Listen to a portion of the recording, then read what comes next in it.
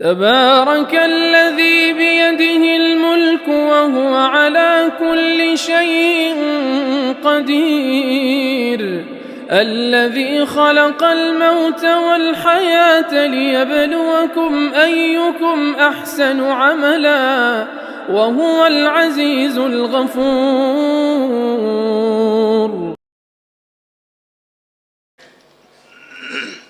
السلام علیکم ورحمۃ اللہ وبرکاتہ. بسم اللہ الرحمن الرحیم. صرف 3 منٹ ہیں اور معاملہ یوں ہے کہ پوچھتے ہیں وہ کہ غالب کون ہے، پوچھتے ہیں وہ کہ غالب کون ہے، کوئی بتلاؤ کہ ہم بتلائیں کیا. لیکن بہرحال تعمیل حکم میں مقالے کی تلخیص بلکہ اشارہ پیش ہے. مقالے کا عنوان ہے مشکل الحدیث کے حل میں علامہ انور شاہ کشمیری علیہ الرحمہ کا منہج. مقالہ 44 صفحات پر مشتمل ہے جس کو 2 فصلوں میں تقسیم کیا گیا. فصل اول میں تمہیدی مباحث ہیں جس میں مشکل الحدیث کا لغوی و اصطلاحی مفہوم، مشکل الحدیث اور مختلف الحدیث کے درمیان فرق، حدیث کے مشکل ہونے کے اسباب، مشکل الحدیث سے متعلق چند تصانیف کا اجمالی تذکرہ اور مشکل الحدیث کے حل میں علماء امت کا منہج جیسے عناوین شامل ہیں. دوسری فصل میں مشکل الحدیث کے حل میں علامہ کشمیری کا منہج تفصیل سے پیش کیا گیا. اس سلسلے میں یہ بات عرض ہے کہ حدیث کے مشکل ہونے کے عموماً 7 اسباب ہوا کرتے ہیں. نمبر 1 حدیث اور آیت میں تعارض. نمبر 2 یا زائد احادیث کے درمیان تعارض. نمبر 3 حدیث اور دیگر اصول کلیہ ثابتہ کے درمیان تعارض.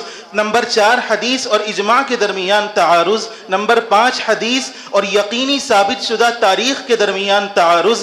نمبر 6 حدیث کے عقل یا مشاہدے کے خلاف ہونے کی وجہ سے ظاہر الفاظ حدیث کے محال ہونے والا تعارض. نمبر 7 حدیث کے مسلمہ عقائد سے معارض ہونا.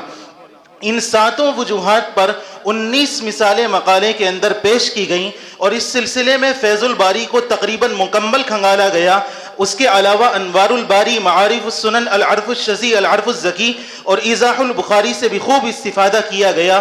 اور اس نتیجے پر ہم پہنچتے ہیں کہ نہ جانے کتنی تحقیقات کے نوادر اور لعل و جواہر ہیں اور ایسی متعدد گتھیاں ہیں کہ جن کو علامہ کشمیری نے سلجھایا اور وہ عرصے سے گرہ کشا کی منتظر تھیں. حنیف اخگر مفہوم کے اس شعر پر ہم اپنی بات کو ختم کرتے ہیں کہ جو کشود کار طلسم ہے، جو کشود کار طلسم ہے وہ فقط ہمارا ہی اسم ہے. وہ گرہ کسی سے کھلے گی کیا جو تیری جبیں کی شکن میں ہے. اور آخر میں وما کل ما فیہ من الخیر قلتہ ولا کل الذی فیہ یقول الذی بعدی. والسلام علیکم ورحمۃ اللہ وبرکاتہ.